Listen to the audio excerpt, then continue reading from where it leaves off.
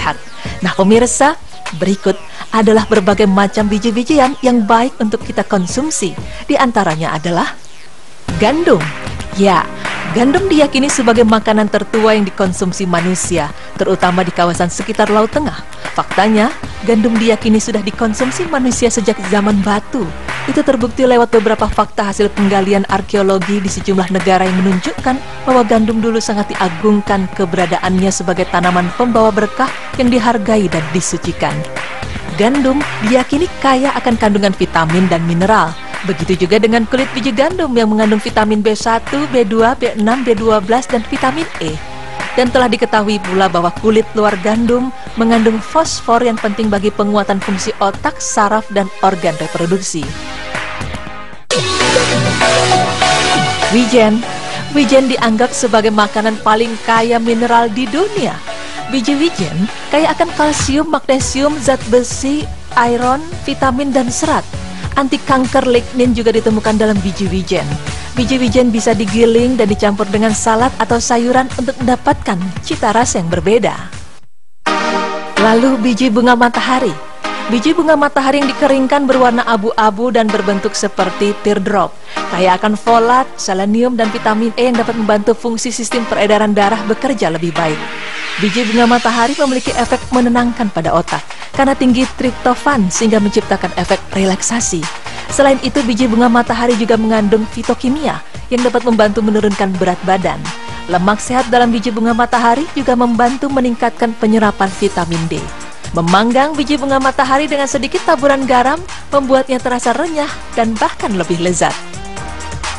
Biji bunga matahari dan biji semangka yang dikeringkan secara alami dikenal sebagai kuaci dan sangat populer di masyarakat. Makanan ini mengandung zat besi, kalium, magnesium, vitamin B, lemak, dan kalori yang penting untuk nutrisi sehari-hari.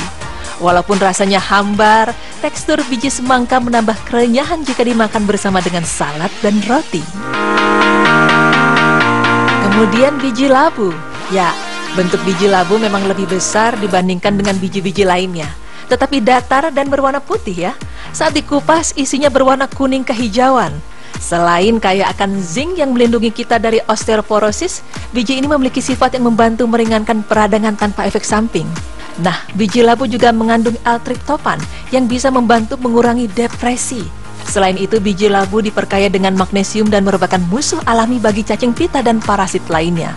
Untuk mendapatkan rasa yang lebih enak, kebanyakan orang sering memanggang biji labu dengan sedikit garam dan merica. Ada pula biji selasih. Biji selasih atau chia seeds yang berwarna hitam biasanya direndam dalam air sampai mengembang dan mengeluarkan seperti agar-agar putih di bagian pinggirnya.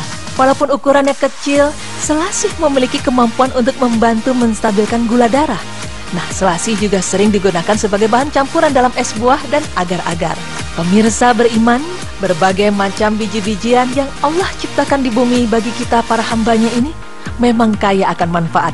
Maka sungguh luar biasa pula mukjizat Al-Quran karena telah menempatkan kata biji-bijian pada posisi yang penting sebagai unsur makanan sejak belasan abad yang lalu dan sejalan dengan prinsip dalam ilmu gizi modern saat ini.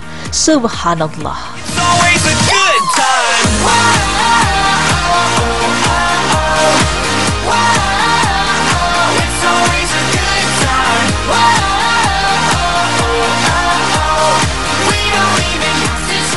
Ya baik, jadi jelas banget ya pemirsa kenapa disebut berkali-kali dalam Al-Quran. Ternyata keutamaan dari biji-bijian itu banyak sekali manfaat baiknya untuk tubuh kita. Benar sekali, tadi disebutkan di beberapa surah ya. Di surah Yusuf, Al-An'am, terus ada juga di surah Yasin juga disebutkan gitu. Dan manfaatnya begitu besar sekali. Vitaminnya juga banyak sekali. Tadi kalau misalnya disebutkan biji-bijian memang lucu sekali. Ternyata aku baru tahu kalau misal biji-bijian biji semangka itu bisa dibuat kuaci. Aku selama ini tahunya biji bunga matahari biji bunga matahari kalau tidak salah tadi ya. Itu yang dibuatkan kuaci, rasanya enak, sering buat cemilan buat orang-orang kalau misalnya di lokasi syuting gitu ya.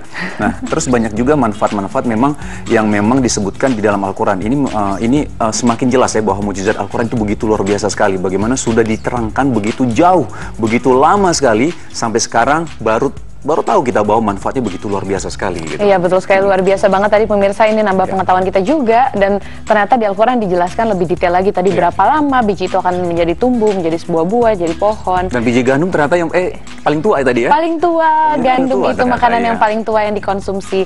Baik, setelah ini kita punya berita yang menarik banget, berita seorang Kaisar Prancis di tahun 1804, urutan ke-34 dari 100 orang paling berpengaruh di dunia. Masya Allah. Yang katanya beliau seorang muslim. Seorang muslim ya? Penasaran katanya, banget, belum tahu juga kebenarannya. Nanti kita akan bahas tentang Napoleon Bonaparte ya, betul sekali.